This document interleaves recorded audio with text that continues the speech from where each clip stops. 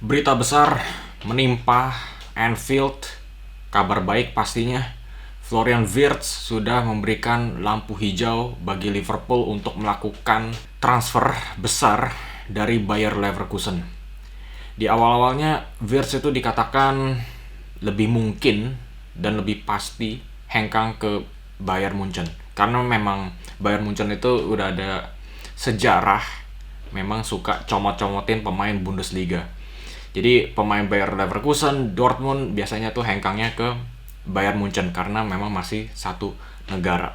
Jadi di sana kenapa Bayern lebih optimis mendapatkan Wirtz daripada kubu Liverpool. Tapi dalam beberapa jam terakhir ini sudah muncul berita-berita manis bagi Liverpool, yaitu Wirtz hanya ada satu pilihan saja. Dia nggak memikirkan Bayern Munchen, tapi dia lebih memikirkan Liverpool.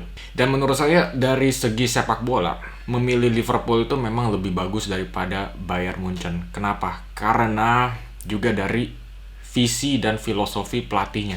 Saya nggak yakin dengan Vincent Kompany, karena ada beberapa berita-berita yang kurang harum dari kubu Bayern yang mengatakan sesi latihannya Kompany itu lumayan aneh. Dan salah satunya yang berkomentar adalah Eric Dier. Dan kalau dilihat Arne Slot itu pintar dalam mengubah taktik dan bagaimana dia bisa mengubah pemain yang sebelumnya bersama Klopp itu nggak bersinar, seperti Szoboszlai, Ryan Gravenberch. Beberapa pemain ini bisa diubah Arne Slot menjadi pemain kelas dunia sekarang itu. Jadi pemain baru mana yang nggak mau bermain di bawah pelatih yang bisa membina mereka. Saya juga melihat Arne Slot itu memiliki nilai karisma yang lebih besar daripada Kompany. Komunikasinya jelas dan meyakinkan. Pastinya dalam negosiasi bersama Wirtz dan keluarganya, dia bisa meyakinkan kenapa proyek Liverpool ini lebih bagus daripada Bayern. Jadi saya yakin dari segi sepak bola, Arne Slot ini sudah membuat presentasi yang cukup memuaskan bagi Florian Wirtz. Dan yang kedua adalah dari segi finansial. Liverpool itu terkenal memang cukup hemat, malah bisa dibilang pelit. FSG dan John Henry, apakah mereka bisa memboyong pemain mahal seperti Florian Wirtz?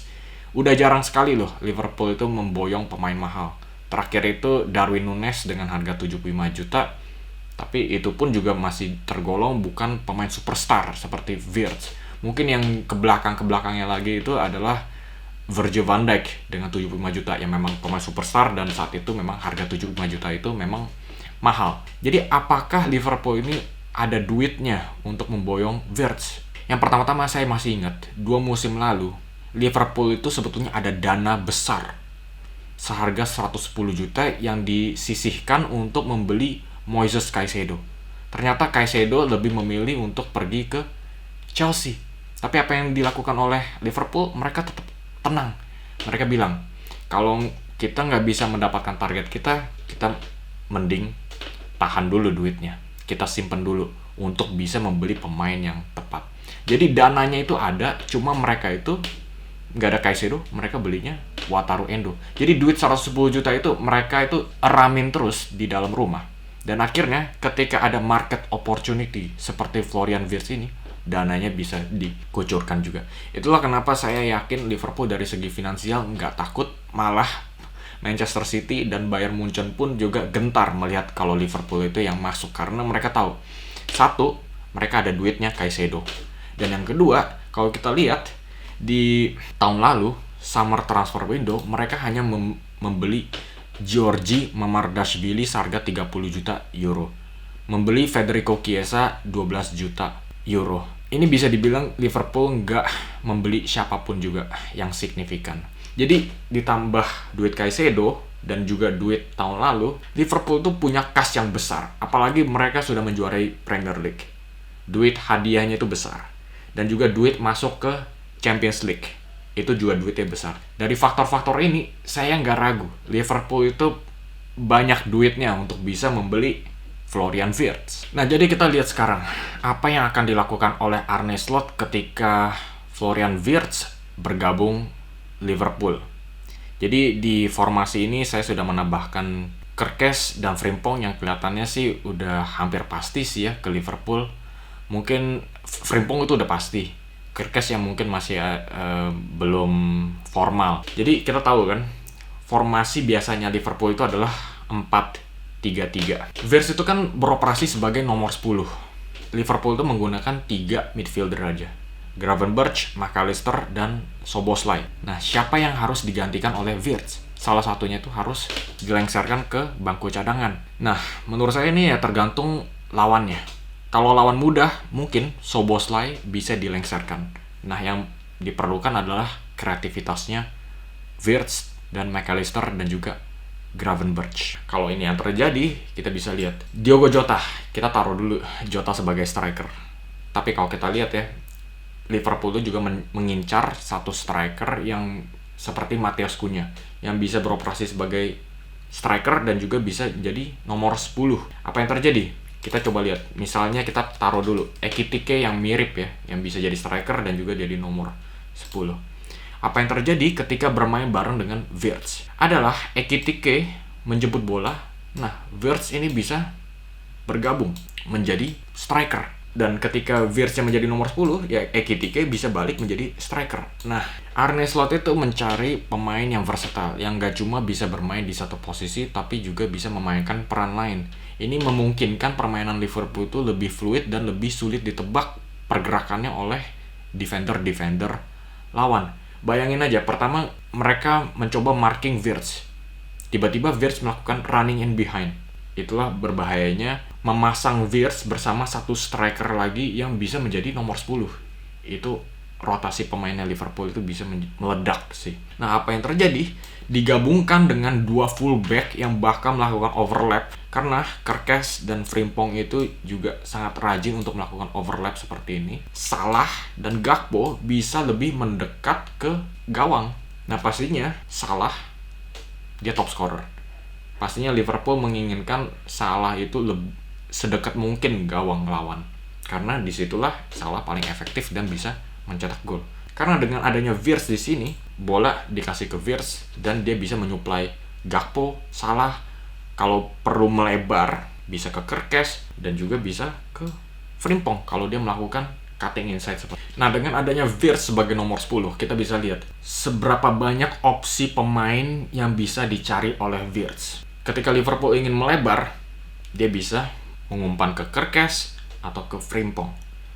Ketika mereka lebih ingin direct, mereka bisa mencari Gakpo, Salah, dan striker Liverpool. Nah, dengan adanya Wirtz sebagai nomor 10, kita bisa lihat seberapa banyak opsi pemain yang bisa diincar Wirtz dengan killer pass-nya dia. Tapi nggak cuma di situ saja loh. Arne Slot itu juga sudah memikirkan musim depan. Itu bisa dilihat di pertandingan melawan Brighton. Gravenberch juga membentuk formasi back 3.